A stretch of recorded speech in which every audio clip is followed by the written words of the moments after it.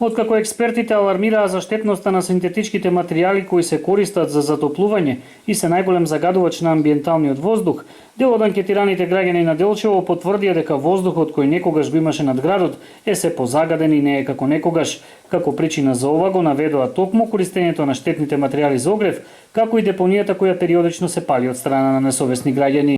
Значи се стават пластики, се стават материјали, текстил, свашта, не само во втори район, и во први район го гледам, и втори, и трети. Еве вчера бев во Милко-Бродо кај ни луѓе. Значи гледката е многу страшна.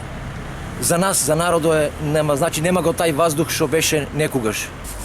Па мислам дека во последните години доста се потребуваат средства затоа што се осеќа во воздухот. Обично тоа го прават они што имаат парно.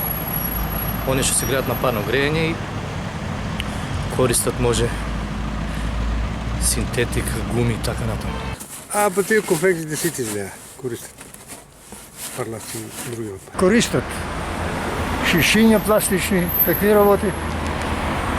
Користат многу. Таа депонијата горе, што е, тамо многу доди тие чадови и цела планина ја замаглува со чад. Тие ако се сметаме за подрачје кое се наоѓа во планинскиот дел, кај што треба да имаме чист воздух, но навечер доста може да се осети загадувањето од страна на согорување на најразличен отпад кој што треба да заврши некаде, можеби во некои фабрики за рециклажа или на некој посоодветно место, но кај нас нашата свесност го не тера да го правиме ово, и можеби економската и материјалната способност не тера да се загреваме со такви забранети средства. За подобрување на ваквата состојба граѓаните очекуваат да проработи колективната свест, а во меѓувреме очекуваат засилени инспекцијски контроли кај загадувачите, со што проблемот би можел да биде решен. Што треба да се преземе заради Па инспекторите подобро да си ја вршат работата.